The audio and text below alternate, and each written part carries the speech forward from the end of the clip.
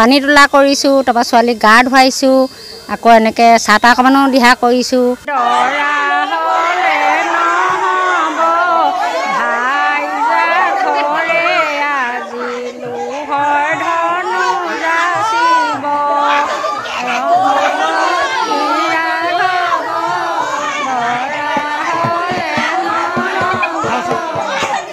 ইতিমধ্যে আমাৰ তিনিখন গাঁৱৰ সমূহ ৰাইজ লগ খাই আজি যিভাগ বিয়া অনুষ্ঠান মানে আয়োজন কৰিছোঁ, এই অভ্যৰ্থনা অনুষ্ঠানত আমাৰ সমূহ ৰাইজে খাবৰ কাৰণে আমাৰ যিখিনি যাৱতীয় খাদ্য সামগ্ৰী ইতিমধ্যে আমাৰ বিভিন্ন লোকে দান বৰঙণি দি পেলাই আমাৰ এই কাৰ্যসূচীত অংশগ্ৰহণ কৰিছে।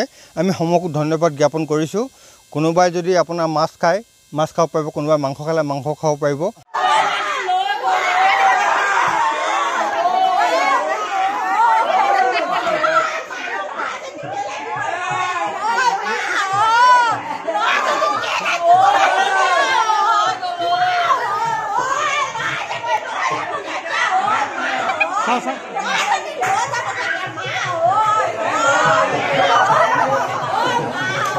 ইতিমধ্যে আপোনালোকে জানে যে প্ৰকৃতিৰ যিটো ৰুষ্ট ৰূপ আপোনালোকে নিজে প্ৰত্যক্ষ কৰিছে যে ভাদ মাহৰ পৰা আজি আহিন মাহৰ 3 তাৰিখলৈকে আমাৰ যিহেতু আমাৰ কৃষিপ্ৰধান দেশ, এই কৃষিপ্ৰধান দেশত আমাৰ পথাৰ আজি চিয়ালফাট অৱস্থা মেলিছে। গতিকে আমি চৰকাৰক অনুৰোধ জনাইছিলোঁ যেন আমাৰ জলসিঞ্চন ব্যৱস্থা কিবা এটা কৰক। সেইটো নকৰি তেখেতসকলে আমাৰ সেই বিষয়টোৰ ওপৰত কোনো গুৰুত্ব নিদিয়াৰ কাৰণে আমি প্ৰকৃতিৰ ওপৰত ভৰসা কৰি বনদুপতাৰ ওপৰত ভৰসা কৰি পেলাই আমি আমাৰ লোণপুৰীয়া, চৰাইমে আৰু কহাৰ গাঁও এই তিনিখন গাঁও গোট খাই পেলাই আমি এভাগী মানে বৰুণ দেৱতাৰ ওচৰত আমি শৰণাপন্ন হৈছোঁ, যাতে তেখেতে এই ভেকুলী বিয়া যোগেদি যাতে আমাৰ এই কৃষিপ্ৰধান অঞ্চলসমূহত তেখেতে পানীৰ এটা ব্যৱস্থা কৰক। অনাগত দিনত যাতে আমাৰ সমূহ ৰাইজে এই শস্যৰ যিটো কষ্ট কৰিছিল তাৰ এটা মানে ফলপ্ৰসূ লাভ কৰে। এটা কথা অনুৰোধ জনাইছোঁ আমাৰ অসম চৰকাৰৰ প্ৰতি এটা অনুৰোধ জনাইছোঁ, আমাৰ কৃষিৰ লগত যিখিনি জড়িত ব্যক্তি, আমাৰ যিখিনি গাঁও প্ৰধানত আমাৰ গাঁও অঞ্চলত আমি খেতি বাতি কৰোঁ, সেই খেতি বাতিত আমাৰ জলসিঞ্চনৰ ব্যৱস্থাটো অনতিপলমে তেওঁলোকে স্বাৱলম্বী কৰক। আপোনালোকে দেখিছে যেন আমাৰ অসমীয়া ৰাইজ এতিয়া মানে জাগ্ৰত হৈছে। অসমীয়া ৰাইজে খেতি কৰিব পৰাকৈ অসম চৰকাৰে আমাৰ অনুষ্ঠানবিলাকত কিবা এটা সহায় কৰে।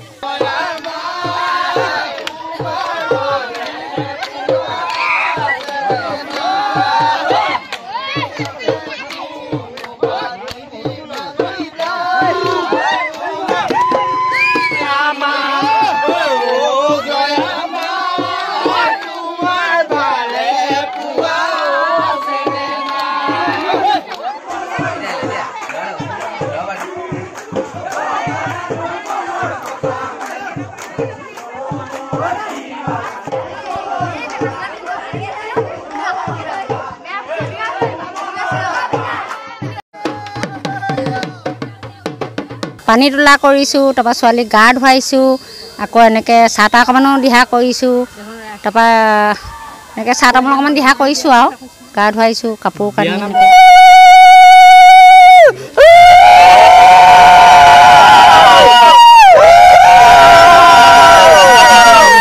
পতি ৰাঘৱ দৰা হ'লে নহ'ব, ভাইজা ঘৰে আজি লোহৰ ধনু যাচিব। পতি ৰাঘৱ দৰা হ'লে নহ'ব, ভাইজা ঘৰে আজি লোহৰ ধনু যাচিব। ৰাম শ্ৰী হৰি বতিছে যাৰ লোহৰ ধনু, ভাঙিম কেনে কৰি যদি পৰা ভাঙিব, সীতাই ৰামক বৰিব, ভাঙিব নোৱাৰিলে ৰাইজে তোমাক